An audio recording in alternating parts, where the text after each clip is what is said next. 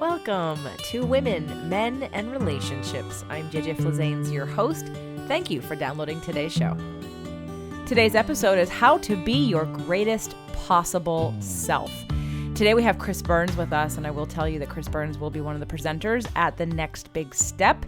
You have 6 days to take advantage of the 2-pay option, just to break it up and make it a little bit easier in your pocketbook.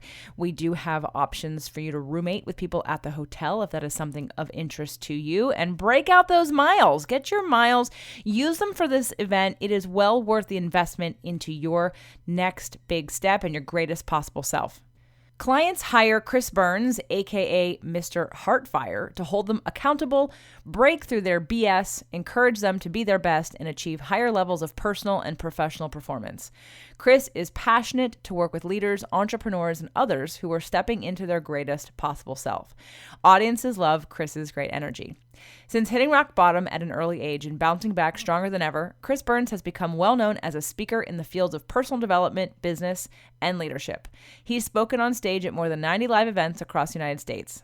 Since February 2017, Chris has interviewed over 300 inspirational role models, influencers, and leaders on his weekly 12-hour live-streamed marathon and podcast called Becoming Your Greatest Possible Self. As an inspirational speaker, Chris is dedicated to awakening the power in each person he meets so they too can create their reality and discover the God within, leaving them embraced in joy, love, and transcendence. Welcome to the show, Chris. Thank you. It's great to be here, JJ. I'm super excited to be and become our greatest possible selves together, especially with the listener right now. So there's a lot going on in this show today. First of all, it's how to be your greatest possible self. That's kind of a really big stretch and leap for some people. And maybe some people don't even know what that means, right? And you have a 12-hour marathon live stream. Is it Facebook Live or is it just a live stream? Yeah, Facebook live stream, and then it turns into a podcast and YouTube episodes, blog posts, show notes, all that good stuff.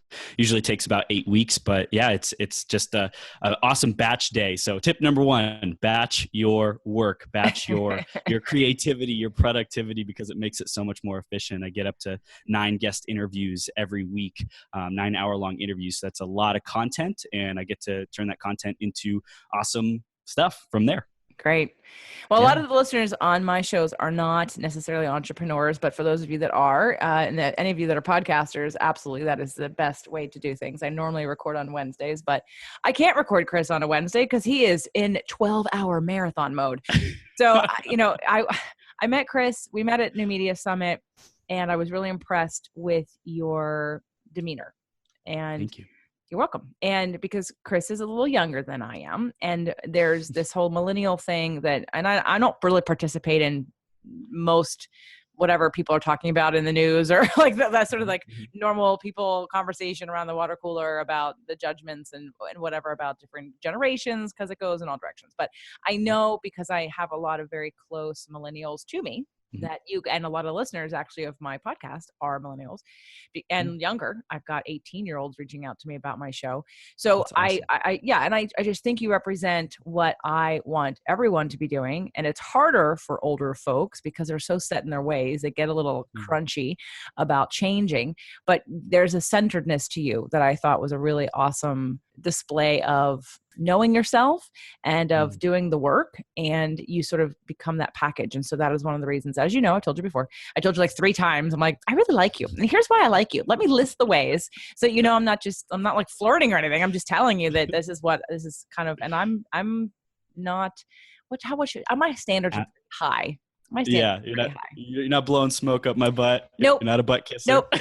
There's nothing I'm trying to get from you. There's nothing I'm trying to get from you. So when I invited you to the event, I definitely wanted you to be able to be that masculine presence and also be that hope and and tell your story. And I don't even really know your story yet. I know I've heard bits and pieces of it.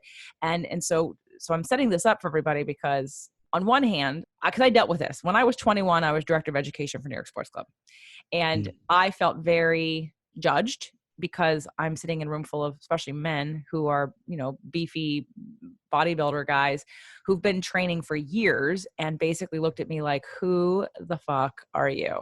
And who, like, you're 21, you're not a bodybuilder. What are you going to teach me?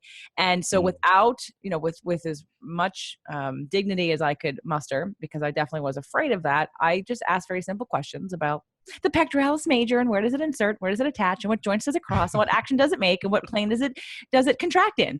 And all of a sudden, everyone's looking at me like, I don't know what you just said. So I established my credibility very quickly in a room full of skeptics who wanted to judge me based on my age.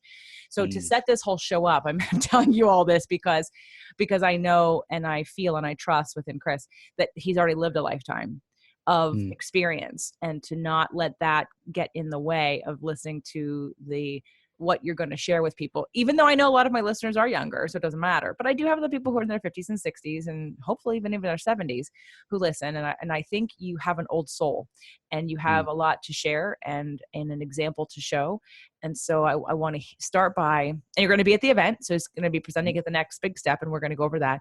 But I want to know more about your story. I want to know how you got to be who you are right now in what I feel is very balanced, grounded, yet you're super energized, which can be not you, but freaking annoying for a lot of people who are like all about just adrenaline.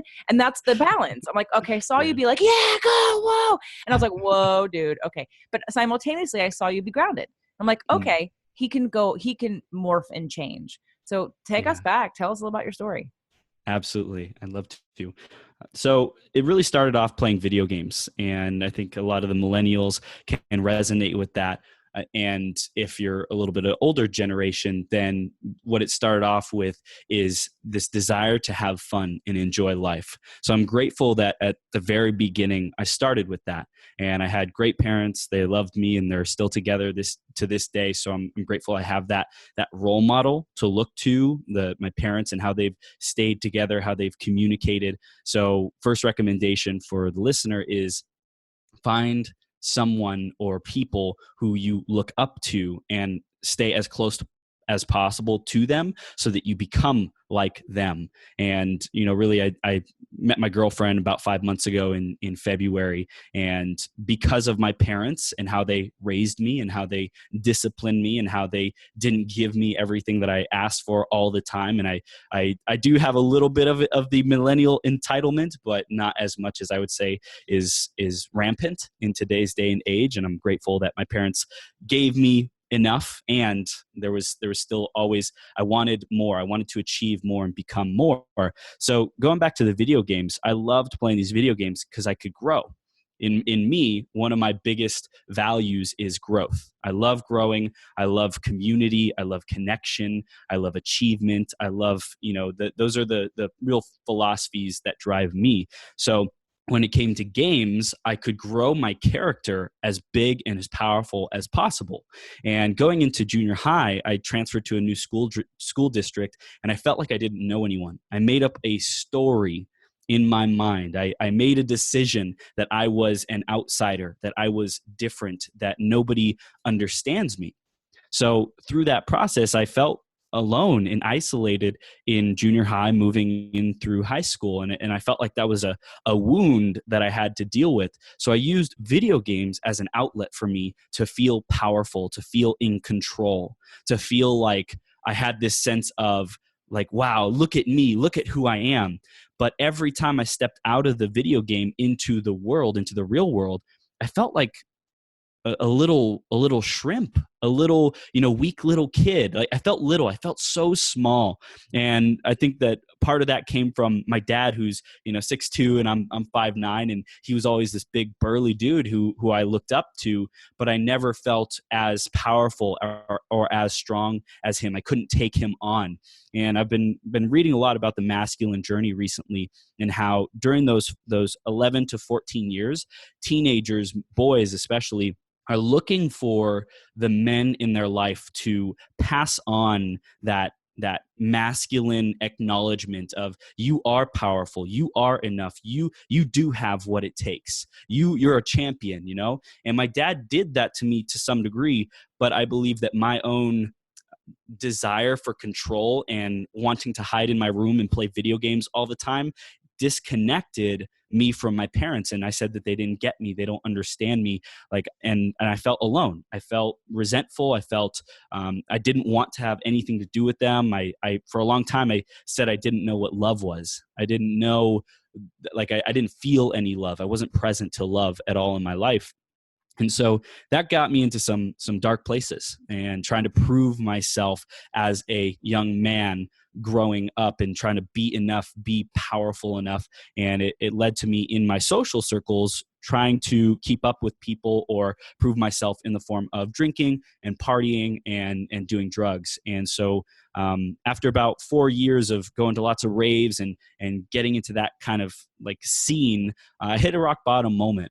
And I was at a rave, and I ended up getting arrested by an undercover cop, and I spent 2 days in San Bernardino prison. And luckily, the charges were dropped; the case was dismissed. But in there, I had this decision, this fork in the road of seeing how I was torturing my parents because I wanted to prove to them that I was capable enough, that I was strong enough, that I was man enough, that I could handle life on my own and I don't need them. And wow, look at where it ended me up. And having to call my parents and tell them where I was like, I feel like I got present to love again. I represenced myself to what love was, because getting on the phone with my parents and hearing them say, Chris, we're going to get through this. We got your back. Like, don't worry. We're going to figure this thing out. I was like, what? How do they still love me? How do they still, want to have want to have me be a part of the family? I thought I was done. I thought I was like, what did I do? What did I just do that screwed up the rest of my life? I had my electrical engineering degree. I was, they put me through college and did everything they could. And for me, it was just that moment where I was like, wow, like this is what love is. This is what the parents, as close as to unconditional love as possible, no matter what I do, they're still going to be there to remind me that I'm better than this. And I don't have to stay here. I can move out of here. So after that, I made a decision that I would never wind up in a place like that again. And I got out of jail and started going to Toastmasters to develop my speaking and leadership abilities. I started volunteering locally. And then that followed a series of jobs, sales jobs, marketing, business analyst, different stuff like that, engineering jobs. And then I created my coaching company 3.5 years ago and been building that ever since, helping entrepreneurs to get unstuck, applying all the information that I've learned, the mentors and coaches who I've worked with who helped me grow. And I just love growing. So anytime I can empower people to see who their greatest possible self is, and we can get into that philosophy and what that's all about. Anytime I can help people do that, it's like, wow, that fulfills me, because I know through them, I'm growing, I'm building my legacy. They're out there stepping into their power, into their courage, into their bravery, into their boldness to show up in life, how they know they're capable of showing up and really expressing their love, being self-expressed, connected, joining communities and building communities and making a difference. So that really has me be excited, because I know that I'm making a difference in the world. I know I'm growing, and I know I'm leaving a legacy. So I'm a little in shock about the electrical engineering degree. Like, that's so linear. Engineering is so linear, Chris, and you're a Gemini. You're nothing at a linear. You're not linear at all. I mean, I'm sure you're linear as a masculine presence, but wow. Right. And so okay, and I have to know. So 3.5 years ago, and Mm-hmm. you were about 24 when you started your company. Yes. 23? Yes. Okay. Yeah. Okay, you have me beat. I started mine when I was 25. Okay. So I became an entrepreneur at 25, and and started my company, moved from New York to California and started a business and franchised something or did a license agreement from a company in New York. So I'm curious as to, and you can name them, you cannot name them, some of the biggest impacts in terms of your training, in terms of your teachers. Like Sure. what do you think, if you listed maybe 2 or 3 of the things that shifted you the most, what would they be? Yeah. So I started off in network marketing, actually, and that was while I was still in college, and I learned about Jim Rohn, Les Brown, and Darren Hardy. Those were the biggest ones. Tony Robbins was there too, but I'd say he was more in the background. But Jim Rohn has like the most classic philosophy on life, and his oratory abilities and how he speaks is phenomenal. So I loved learning through his picturesque speaking, how he paints pictures, how he takes people through a journey in his speaking. So Jim Rohn's amazing. Les Brown is just, like the one of the godfathers of motivational speaking and personal development. And I love his fire. His fire really ignites that passion and energy in me. So I was really attracted to that. And then Darren Hardy was huge for me in the beginning because he taught me about the compound effect. And the compound effect means that over a long period of time of sustained effort, that creates an exponential result rather than incremental. Rather than 1 + 1 + 1 + 1, it starts becoming 1 + 1 + 2 + 4 + 8 + 16, like really growing at that exponential level. So I figured, well, as long as I just keep doing the basics and the things that I know I'm supposed to be doing, taking action, networking is huge for me. And we can get into that in terms of becoming your greatest possible self and how the 12-hour marathon and connecting with up to 9 guests, doing 9 30-minute pre-interview calls every week has connected and expanded my network drastically with amazing people. Super grateful for that. But with Darren Hardy, it was the compound effect that I knew as long as I stay in the game, as long as I keep playing, as long as I don't quit, as long as I don't give up, I'm going to have terrible days. I'm going to have days when I just want to throw in the towel, when I self-sabotage the heck out of me and I just, play so small. And then I get out of that phase. I start to say, wait a second. We're spiraling out of control. This isn't going how I want it to. What do I remember about how to get out of this? Oh, that's right. Call someone who's a professional colleague. Call a coach, ask for help, reach out in a community of like-minded, trusting people who I can ask for help, go do something for other people, take the focus off myself, go out there, help others, be of service, read, get more positive, inspirational messages in my mind. Instead of listening to music at the gym, listen to motivational tapes and speaking. So those were the biggest 3, I would say, in the beginning, is Jim Rohn, Les Brown, and Darren Hardy, just because of the philosophies that they implanted and planted seeds in my mind that are now blossoming and continuing to blossom. That's awesome. I love Jim Rohn and I definitely love Les Brown. I don't know Darren Hardy, but I definitely am in agreement with what you said about Jim Rohn and Les Brown. Definitely parts of my entrepreneur life has been shaped by both of them and their teachings. So now you're doing this 12-hour marathon about being your greatest possible self. What does that mean to you? What do you want it to mean to others? Great question. So your greatest possible self is the version of yourself that has maxed out all of the characteristics, the attributes, the abilities, the dreams that you have, your character, right? You evolve your character in this lifetime to that best potential, right? And that happens every single day.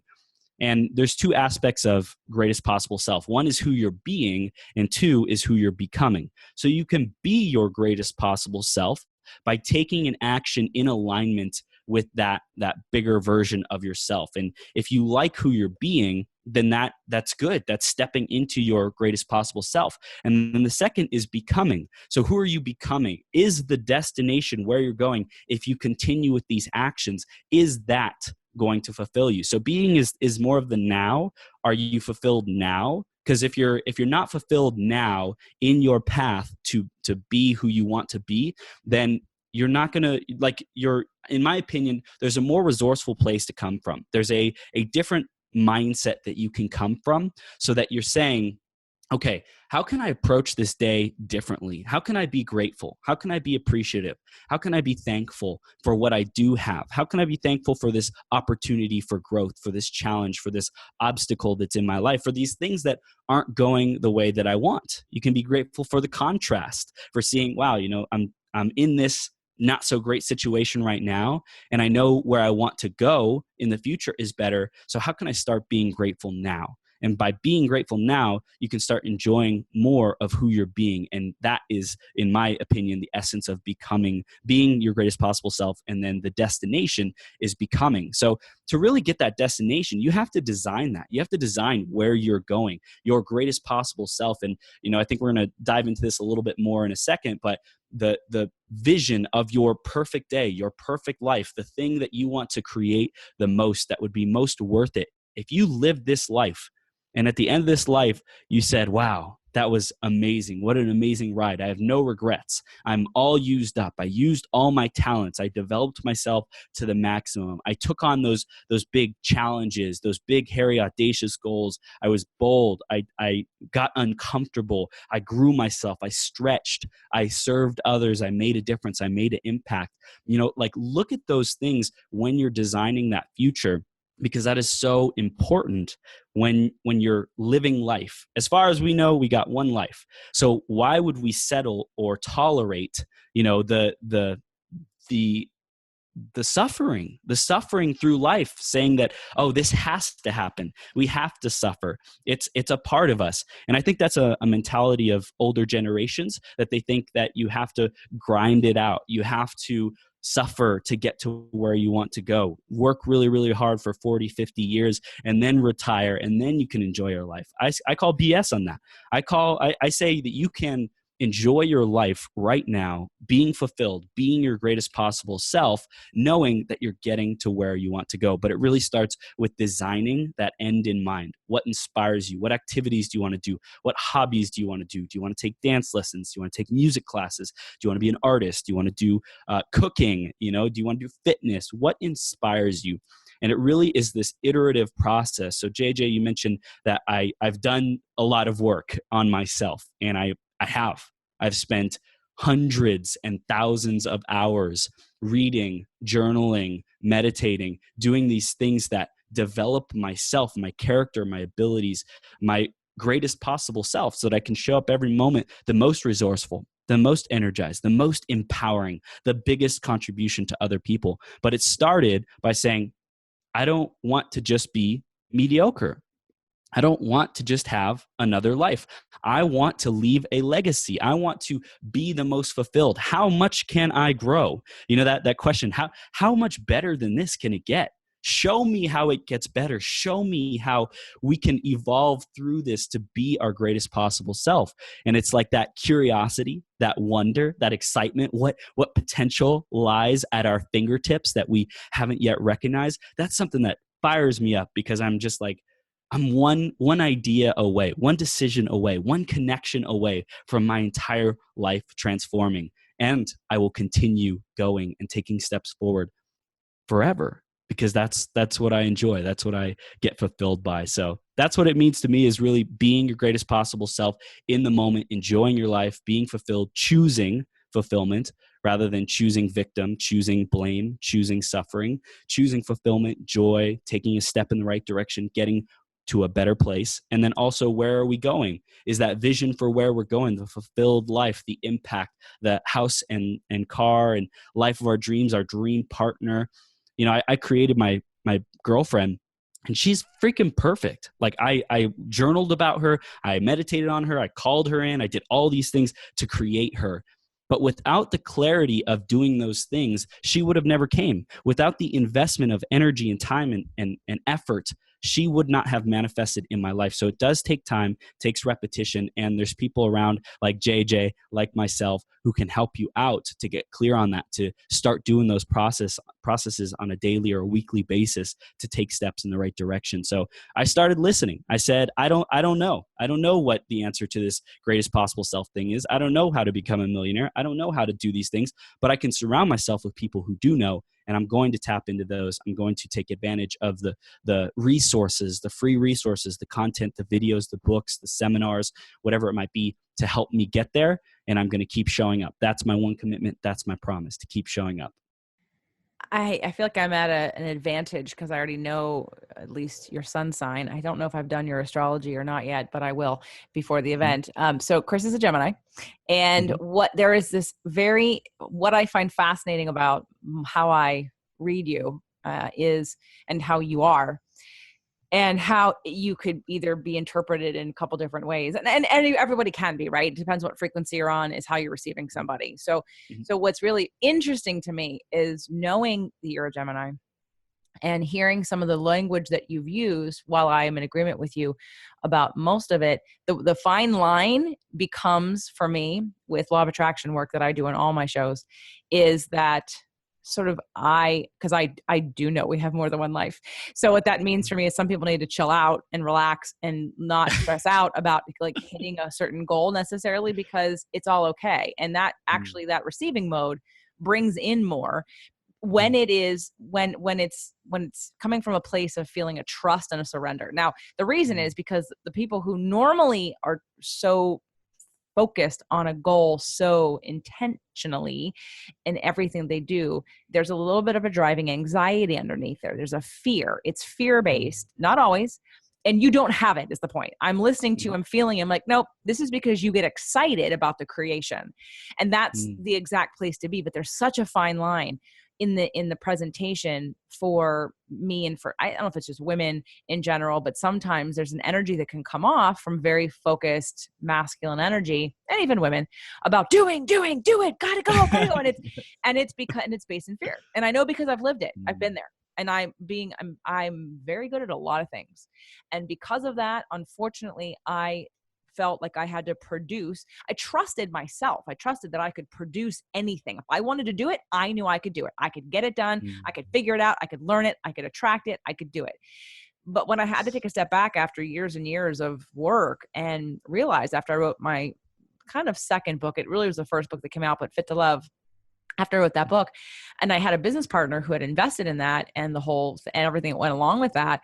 And I had a very clear picture of what I wanted it to feel like and what I wanted to look like.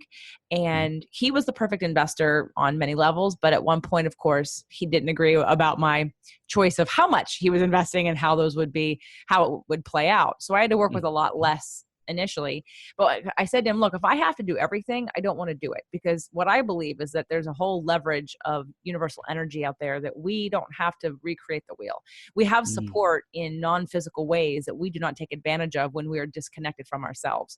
When we're connected, we get the hits, we get the inspiration, we meet the people like you were talking about with your girlfriend. And as you know, and actually now everybody on my show knows too, about what I've recreated again with Doug, right? So I manifested my husband 12 years ago, and that was very intentional, and it was the right thing as long as it was the right thing. And then the moment it wasn't the right thing anymore, and I had been doing the same exact work you were doing in terms of the vision process, in terms of writing it down and journaling about what I wanted, being very specific, and not even about the writing part, the feeling part, really trusting and believing, I know I'm going to have this. I know I'm going to have this. I don't know how I'm going to have this, but I know I'm going to have it. And then the minute I surrendered, I got exactly what I wanted. And so I want to call attention for people to hear this, because sometimes people shut down when they have anxiety. So let's say someone has really high anxiety and they hear someone with a lot of really passionate, positive energy, but it's the energy production's almost close enough to anxiety that they get triggered. They're like, oh my God, wait, that's too much for me to do. And they shut down. Right. And in reverse, same thing with like, some people are, I'm not, when someone tells me to do something, and no one tells me to do anything, but I'm just saying in general, like if I hear people talk about action, take action, I'm like, oh my God, relax, go relay out, go chill out for a minute. Because most of the time, the people that you're yelling at to take action are the ones that never do, right? They're stuck. And the ones like me, I have no problem taking action. This is not a problem. I'm not fear change. I want to be my best, greatest possible self all the time. Always. I'm always unlayering, growing. If I find something that I'm like, oh, I don't like that. Well, let's go clean that up. Let's go work on that. Let's go figure out how I can erase that or transmute that into something positive. And let's let go of what the limiting beliefs are around that. So you and I have very similar characteristics in that way. But I just want to sort of compliment you and also point out to everyone listening, because they're with you coming into the event. I didn't have to have a masculine energy, and I didn't have to have another person, for crying out loud. I could take everybody for the whole week myself, but there was, and so I had the hit of like, when I first met you, I was like, maybe, and then I pulled back. And then I forget when else we talked again, and the hit came again. I'm like, nope. Yep. Ask him. And so it's all very organic, and that organic connection with myself is what propels me forward. And so I just want to say good job because I feel the cleanliness of your vibration, about the excitement of the vision, the excitement of what's possible, the Gemini, let's vision it. Let's go crazy and see how much we can do and make it really fun and an adventure. Yes. Right. I hear that completely. But I want to make sure people who are listening especially the older ones, who have Hmm. heard this kind of rah rah before. And I'm not saying you're rah rah. I'm not trying to but there is a line where their Yeah. anxiety gets triggered because they're not clean enough. They have their own wounds, Mm. right? So they can't feel you as clean Right. as you are. And that's Mm. one of the reasons why I do like you so much, because you have that. It isn't based on anxiety, and there is a here and Mm. now to it, and there's an excitement and a passion.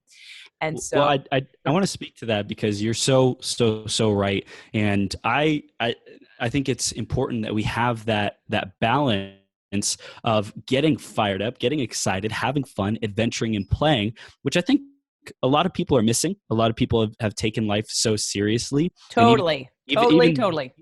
even me, like I've I own that at times it has been more about the achievement and I got to get to the top of this freaking mountain or else, like, and no matter what I have to do, even if I get blisters and bruises and all this kind of stuff, and even if inflicting that harm, the self-sabotage, the stuff that is not good for me, I've known myself to do those things. And I'm super grateful because in the last probably 2 or 3, I've studied the art of being in the now.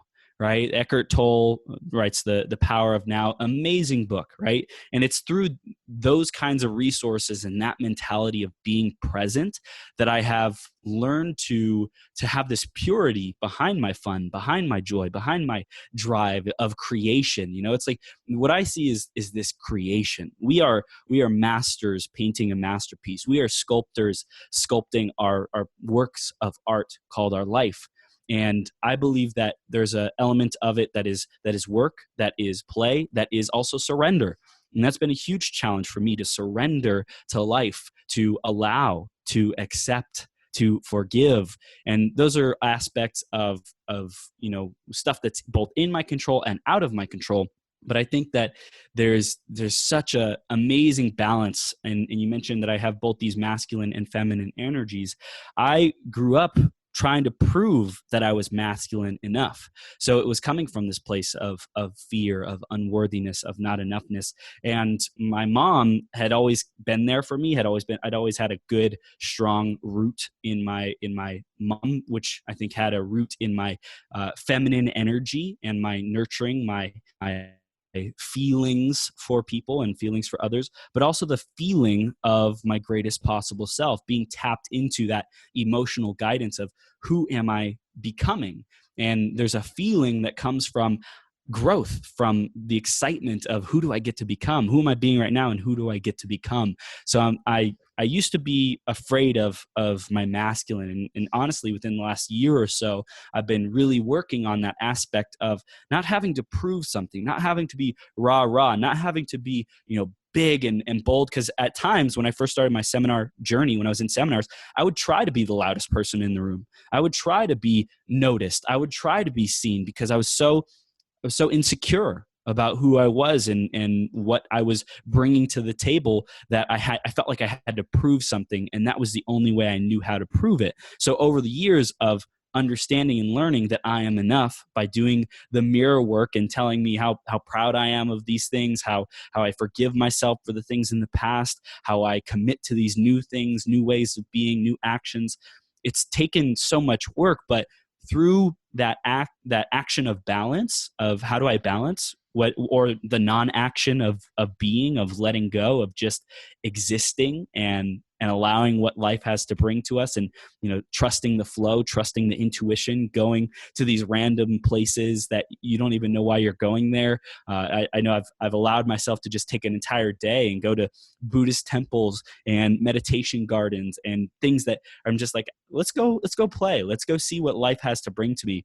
It's so important that we harness both of those aspects, because if we're purely feminine in our existence, I think that there's a lack of the masculine that brings fulfillment. And if we're purely masculine in our existence, then there's a lack of the feminine and nurturing and feeling connected and emotional intelligence that we're missing out on. So I do believe that balance is such a critical part of my journey. And I also do believe that in order to experience true balance, sometimes it takes being willing to go too far in one direction, because I knew I played it safe in the past, not wanting to be out of balance. So I attempted to stay safe and stay in this little parameter range of not too masculine, not too feminine. And that didn't serve me either. So I think that there's a commitment to be the fully expressed version of yourself, your greatest possible self, in your expression of masculine drive, creation, build, and in your expression of feminine feel, release, surrender, and allow. And I love that we get to dance like that through life. It's so much fun.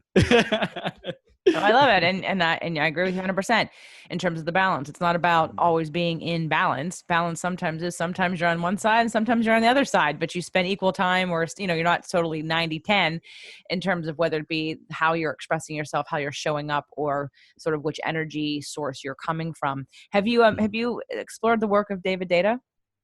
I have read a couple chapters of his book, and I definitely The Way of Superior Man. Yeah, and I know that's the one I was wondering if you had. The Way is such a great book. So I'm committing right now to do even more investment of time and energy into that, because that was on my to-do list of that next masculine and feminine understanding and evolution. Because I believe that when we understand ourselves and why we do the things that we do, self-sabotage, limiting beliefs, blind spots, and ask for support from our community, from coaches, from mentors. When we understand ourselves, we're able to do better. When you know better, you do better. But it's also know better and take action on the knowingness, because just to know is not enough. And I believe that there's a level of action that a lot of people are unwilling to take. We're talking about this balance of, Chris Burns is all fired up and do this. And I think that there's an element of entitlement, and I want the world to come to me. I want the riches to come to me. I want the man or woman of my dreams to come to me, the spiritual evolution and awakening to come to me. And I believe that a willingness to put in the work is important. Not necessarily that it has to be extremely hard and difficult and arduous, but the willingness to go through those things to reach the state of enlightenment, the state of awakening, the state of spirituality and love for yourself, because that stuff takes work. Loving yourself, learning to love yourself, appreciating yourself. It takes a discipline. It takes a relentlessness in the effort to do that. So I love it. I love talking about this stuff. Yeah, I do too. And my mission is to help people understand the difference between inspired, aligned action and action that just keeps you spinning in anxiety and actually is disconnected from you. There's a difference. And so I feel yours is, whether you know it or not, or you're aware of it or not, or you talk about it or not, there's a difference. And not coming from anxiety, the action that you need to fulfill the goal. First, there's the inspired thought and connection to the outcome, which in its positivity gives you that alignment with both source energy as well as yourself. And then all those things keep flowing. And there definitely is action is necessary, but so many people are taking uninspired, disconnected from themselves action based out of fear. And they just keep fear going over and over and over again. And that was one of the reasons why I wanted to bring you to the event. Because I know you did the 10-day meditation retreat, which we're not going to talk, we don't have time to talk about on the show today. We'll talk about it another time, and we'll talk about it at the event. But I want to go over what you're going to take us through at the event with the idea of that future process, that becoming and being. So tell us what you're going to do with the event. Yes, certainly. So there's two things I want to mention right now. One of the things is going to be really designing your life. Okay. And that's going to come through setting a vision for your life. What's your mission? What are the objectives? What do you want to accomplish? If you could map out your life, if you had a realistic magic wand, what would you accomplish? And if you're listening to this, you can write down these questions. What's my vision for my life? Which is the world I see. I see a world in which blank. I see a world in which everyone is choosing to be their greatest possible self. I see a world in which people don't have to suffer through human trafficking. Men and women don't have to suffer through that. I see a world in which everyone has more than enough, lives in abundance. Whatever that is for you, that's your vision for the world or for your community. Maybe you don't want to impact the entire world. Whatever level you are committed to playing at is perfect. It's perfect for you. Whatever is inspiring to you. So maybe it's your community, maybe it's your family, maybe it's your city, state, country, whatever level, maybe it's your business. Whatever level is perfect for you. So that's your vision. The mission is what are you here to accomplish? What's the vehicle, so to speak, of how that will be accomplished? So my mission is to empower people to become their greatest possible self. My mission is to give them that choice, right, to do that. And then we have the strategy level, which is what's the strategy that you will use to get there? Similar to mission, but it's more specific on the vehicle. So maybe it's having a 12-hour weekly marathon where you interview amazing role models and experts and people who are changing the world. So that could be a strategy for you. Maybe it's having an online show. Maybe it's having a community center. Maybe it is having a coaching business that serves people. Maybe it is working with your family to create the best family unit possible. Maybe it is educating people on how to get out of poverty. Whatever that is for you, that's going to be your strategy.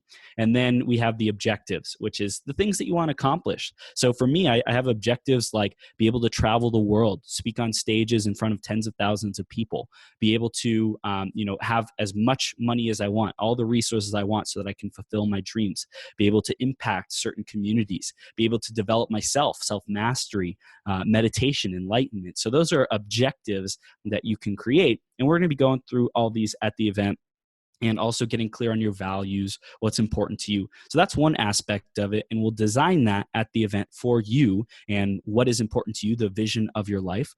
We'll also break that down into goals. So now that you have this blank canvas of what you want and all these inspiring things, how do we get there? What do you have to achieve in the next year? What do you get to achieve in the next year so that you know that you're on track with these goals? What big actions, what big projects can you take on that move you a step in the right direction? And then from there, from that year goal, the 3 months goals, what are you going to accomplish in the next 3 months? The 3 projects, the 3 biggest things that will move you towards those year goals. And then your 1 month goal, your 1 week goal. So we will go through all these at the event. And I love digging into these. And when you have questions, if you're unclear on all this, you can ask me at the event. It'll be super fun. So that's number one. And then the second thing is your perfect day, right? So really just imagining what your perfect day is. If you could have life be any way you wanted it, what would your perfect day be like? How would you wake up? Would you wake up next to the love of your life? Would you wake up in a village in Africa knowing that you're about to go do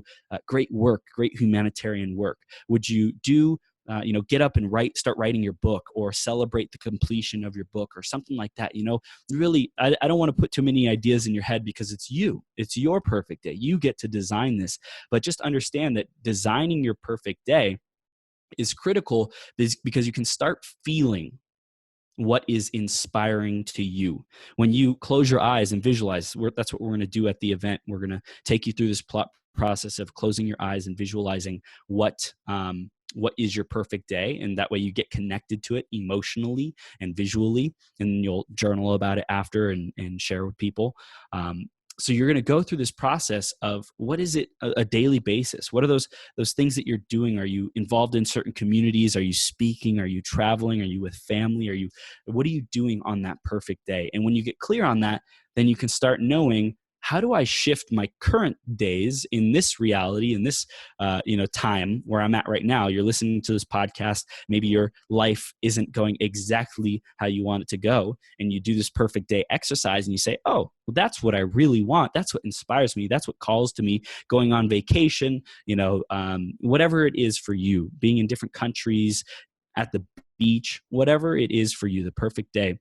You get to start seeing, okay, if that's my perfect day and I'm here, what are the steps that I'm going to take to get from here to there? So it goes hand in hand with that, the statement of purpose, who you're committed to being and developing yourself, the vision, mission, strategy, objectives, getting your life plan clear, and then you'll start taking action towards it. And I love empowering people to share about it with others, because I believe when we are in a safe space and a sacred space, like I know we'll be at the Next Big Step event this September, like when we're in that space, it's so powerful to share your dreams, to share the inspired actions you will be taking to have your vision come alive in the minds of other people. And I know JJ is going to be doing some accountability things afterwards that's going to help you stay accountable with those dreams and those purposes. So really, this event is so incredible for you wherever you're at in your journey, whether you're just beginning or you're committing to getting to your next level, you're taking your next big step. it's perfect for you because it's going to get you more clear. It's going to get you more tapped in, more in touch, more tangible on the things that inspire you, that move you, that connect to your soul. And you're going to have the support of myself and JJ and all the other amazing facilitators who are going to be there and speaking to help you take your next big step. So I'm super excited about the event and just taking you through this exercise. And if you have any questions before the event, you want more clarity, or at the event, please feel free. I'm an open book. I'd love to help and support you to take those steps. And so let's tell them where to find you and your show. Awesome. So you can find me. The 12-hour marathon is on facebook.com/TH3 Burns. Again, that's TH3 Burns, like the, except with a 3, Burns, TH3 Burns. That's my Facebook. I do the 12-hour marathon there every single week from 9 a.m. to 9 p.m., up to 9-hour-long interviews. And then you can find the individual podcast episodes by searching Becoming Your Greatest Possible Self on iTunes, or just searching it online, Becoming Your Greatest Possible Self, or you can visit our website at beyourgps.com. That's BEYOURGPS.com, beyourgps.com. How funny that I did not even know that that's what that stood for. And I was like, oh, that's like, I didn't, wow. Hello. What's up, JJ? Yeah. But I was like, oh, be your own GPS. Yes, be your own GPS.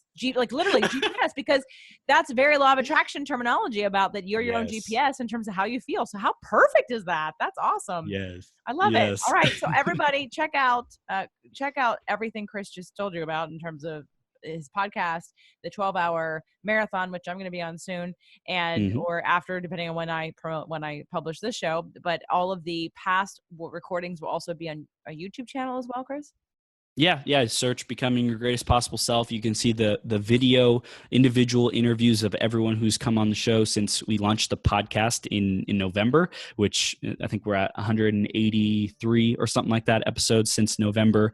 And you search it on YouTube, you'll find it.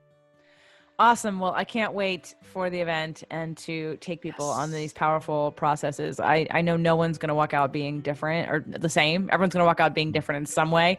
So I'm excited to have you. I'm excited for us to share in helping people, again, get to that next level. And I definitely want to make sure people check you out. So please make sure to check out Chris. He's awesome. And I will see you guys here back next week. So thank you so much, Chris, for being on the show. Thanks, JJ. And I'm looking forward to giving tons and tons of love and great energy and helping people step into their greatest possible self at the event and in life in general. And thank you for the work that you do, JJ. Thank you for taking your inspired actions. Thank you for showing up in your greatest possible self. I appreciate you.